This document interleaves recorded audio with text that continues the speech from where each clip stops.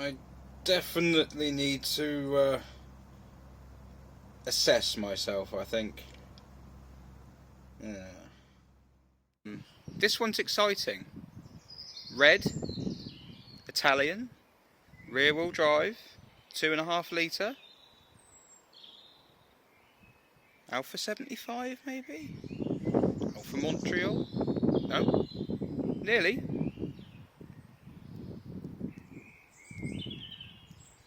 Yeah. What? I was actually very excited by the prospect of this one. Not, no, maybe not that bit. But yes, I've always wanted one of these. I don't know why. Don't ask me. I don't know. It's so cool. I think what it was is that I used to travel around on these as a kid because Solent Blue Line, which was my local bus, used to run Iveco turbo or dailies or turbo daily minibuses. But yeah, it is plush, and by plush I mean Spartan. I'm loving it. It has only done 64,000 miles. Used to be used as a catering van somewhere, don't know where. It has a dogleg first gear. That's first there. First, second, third, fourth, fifth. And that's... No, dear. No, that's not got one.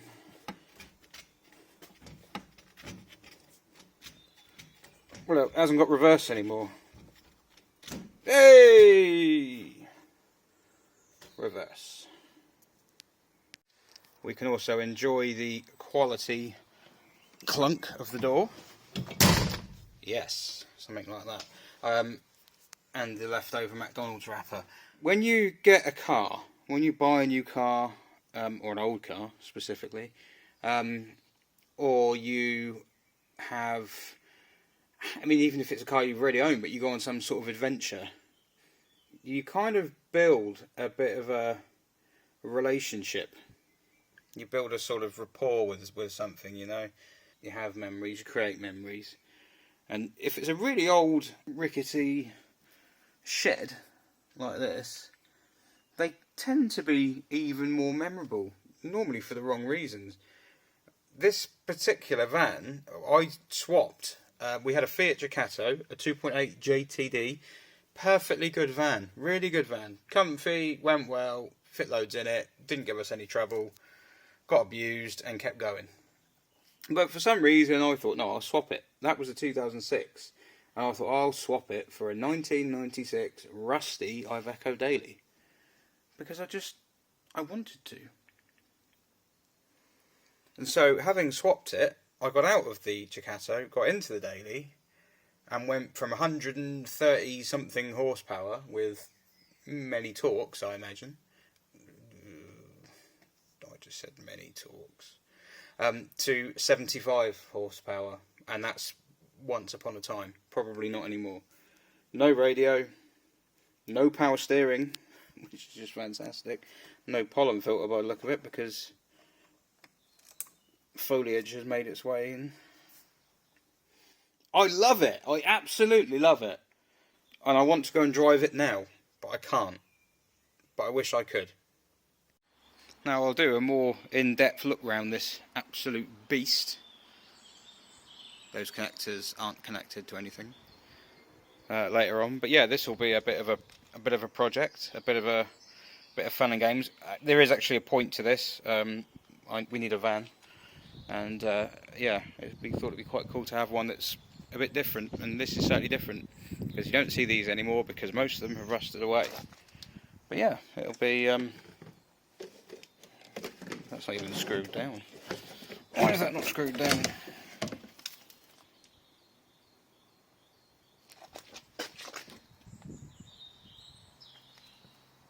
Huh.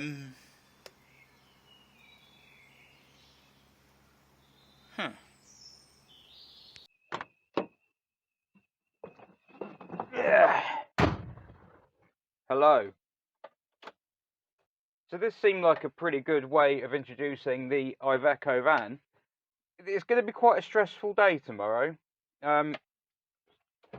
There we go. Yeah. Going to be stressful. No doubting about that.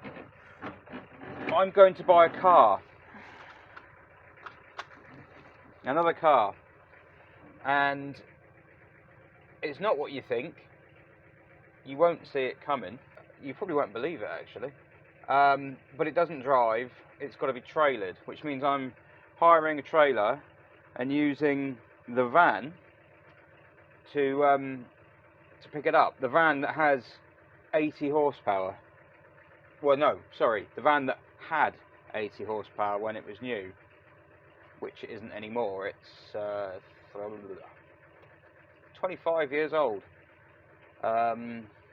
Yes. Yeah, it struggles to do 60 uphill. Struggles to do 60 on the flat. Oh, and it's in Doncaster. It's 250 miles away. 250 miles there, 250 miles back. And no radio. What's wrong with me? Right. Anyway. Let's check out the Iveco.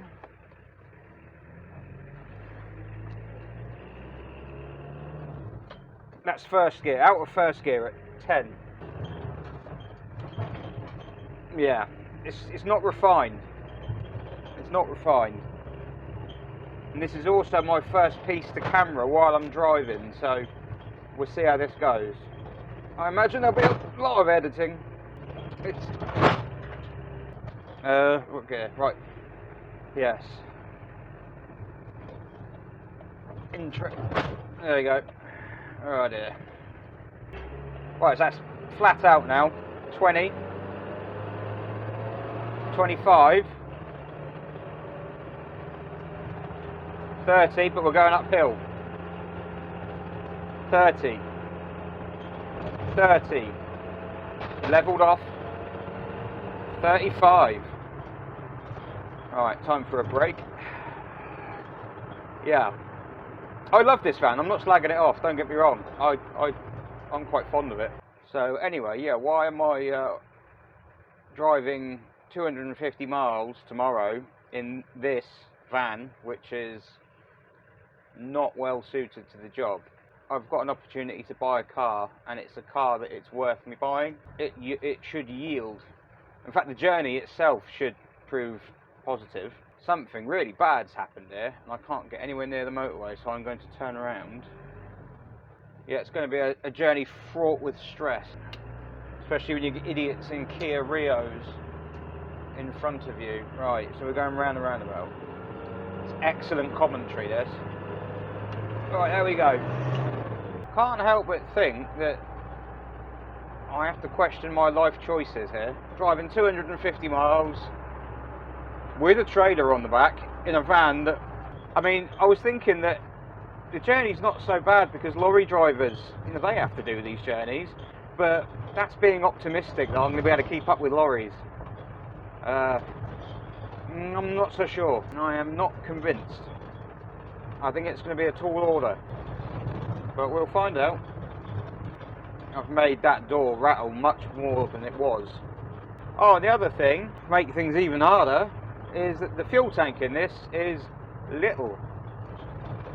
It took about 50 litres, and I really had to cram 50 litres into it.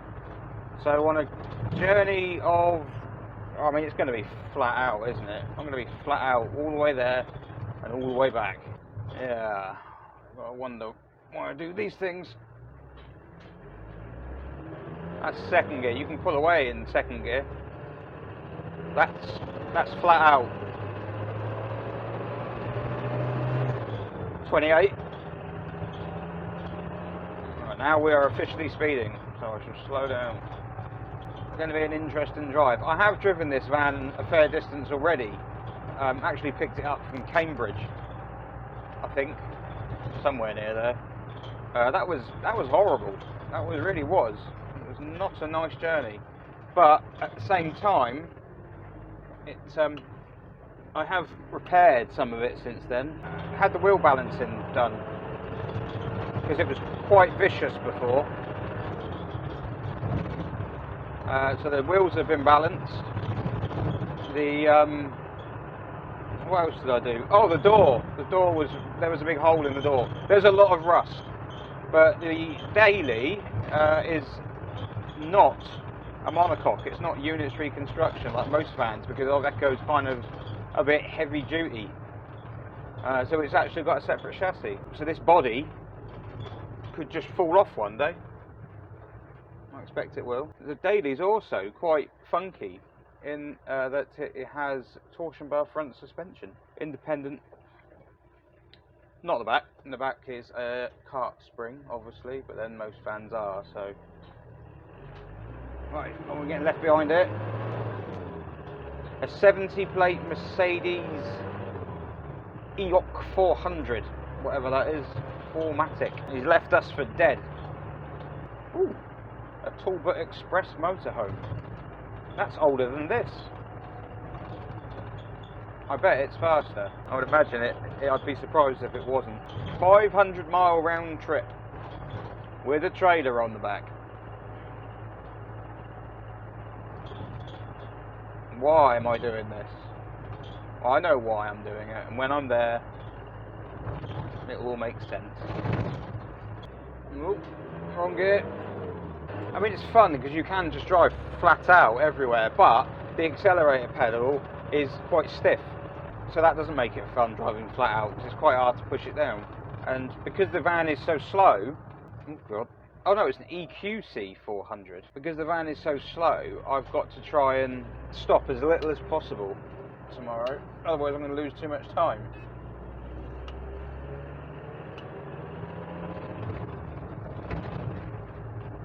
Can't be losing time. And it's got no power steering. It weighs as much as the sun.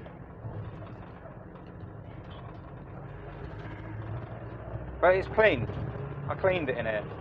So there is that. It's clean. It wasn't before. Oh, here we go. Flat out in a housing estate, but not being a reprobate. You have to be. Flat out, not a reprobate. It's, yeah. The crazy thing about this van is that it's only done 64,187 miles. P-Reg. It's just not been driven. I can see why. I think it might need new shock absorbers as well. It either needs new shock absorbers or it's rubbish. Or it could be both, but I reckon it probably needs new shock absorbers. Yeah, 64,000 miles. Previous life, it used to haul around a catering trailer in, I think it was in Kent somewhere. And I think in the back of this, the chap had some sort of generator to run his catering trailer. I don't think he had an exhaust system for it. I think it just used to pump into the back of the van, because the van is just stained. It's soot everywhere. The floor, the wood on the floor is so soaked with oil that when the sun shines on it, it starts to seep out. I mean, for another £100 I could have rented a flatbed, which when you think about it might have been a better idea, but where's the fun in that?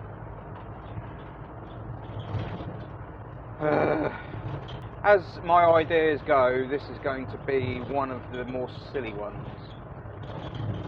I have plenty of silly ideas. Alright, there we go. Right, sit rep.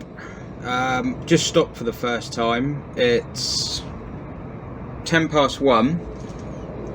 Left down near Portsmouth probably, I don't know when it was. We had some delays. The trailer connections weren't ready on the trailer. They were playing up.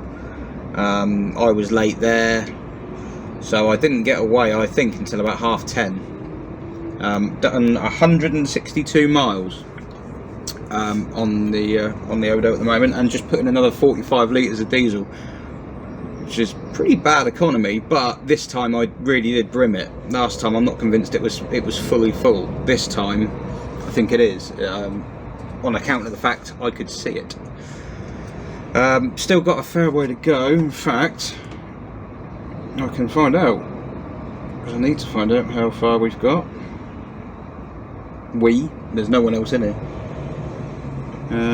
I've got another 104 miles, another hour and 40 minutes, 3 o'clock. Great, but I should be able to do it in one hit, hopefully. I've just done that leg in one go. Touch wood, van's doing okay, doing well actually, to be honest. It's really slow, but it's not much different with the trailer on it. I know the trailer's empty, but it's still managing pretty much the same speed. And when you can get it up to 55, 60, as long as it's not going up a hill, it'll sit there. And I've been using lorries as a slipstreaming device. In fact, I followed a lorry a long way up the A3, which helped me on the hills, which was full of pallets, stacked pallets. 22, 2 rows of 22 at the back there, so 44, and then 9 deep. So with 9 times 44, that's how many pallets are on that lorry. Following that lorry for a really long time. But yeah, I haven't gone deaf yet. I don't think my ears have bled. I've had nothing to eat, and I have actually packed myself a packed lunch. Yeah, so we're on the move. The trailer's towing lovely. The van, credit to it, you wouldn't even know you were towing. And normally I've used Discoveries and things like that, but this is the first time I've done it with a van. This van, you wouldn't even know it had it on it. You can't hear it. It's not rattling. It's not bouncing. It's not shaking it or bullying it. It is a slightly lighter weight trailer. It's a 3-ton, not a 3.5. I didn't want to go 3.5 because of the. Did I forget my drink? I made a big drink this morning. Well, that's disastrous. Oh, that's bad. I have. Right, I'm going to have to go back in the shop. Luckily, I haven't gone yet. I better go and do that now, because otherwise I'm going to be even later. I have to get to wherever it is. Doncaster? Up north. Somewhere up north. Get there and load the trailer up and then drive straight back again. That'll be fun. Hello. Live from the north. Here is trusty van, which has proved very trusty. New vehicle time.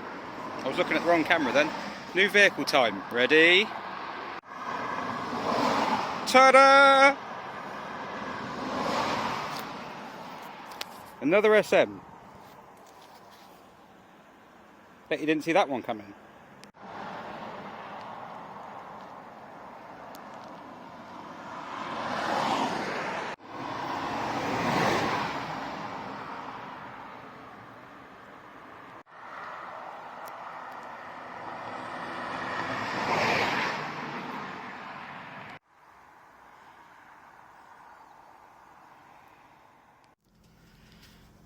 Tell you what, I've seen some stuff and a half on the way back, and on the way up.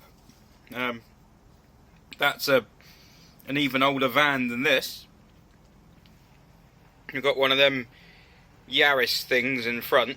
I imagine that goes pop, pop, bang, bang when you change gear, deliberately. Pop and bang map yo. Watching a bit of YouTube. There you go, free plug. This guy's going to block me in. Nope, he's decided not to. We've got our machine on the back. What's that transit doing? Is the OD Stobart one broke? Oh no, it's a wide load one. Yeah, so it's going to be a while until I'm back. Seen all sorts today. Saw a Testarossa coming the other way. And I thought, oh look, a Testarossa, but I don't expect he went, oh look, an Iveco Daily. Saw a Camry, about a K plate, something like that, and a Carina E, I think. Yeah. Sorry, there's nothing interesting here. I'm just gassing. Gonna be a late one. Oh, made it. It is 23 minutes past 12. A34 was shut at the bottom, brilliant. M3 to M27, shut at the bottom, brilliant. And now I've just had to try and move everything around in the yard so I can fit the trailer in. But we're done. We're done. We're there. Time to go home. But I've just jumped into the old BX, and I thought it was important to give the Iveco a bit of a send-off, bit of a standing ovation for that, because it deserves a bit of credit. I'm going to christen that VECKI, because it's a bit like VECKI, like Vicky Butler Henderson, only it's a van. But yeah, VECKI came to mind when I was driving it, I don't know why. It's really impressed me. It's really impressed me. It's you know, I don't know how many miles that's done in the past few years, not many. I don't know what kind of life it's had, but it's full of, it looks like certain Jenny fumes and chip fat, and it's just been passed around from owner to owner. Yeah, I mean, it's just come back. It's just gone to Doncaster and back in one hit.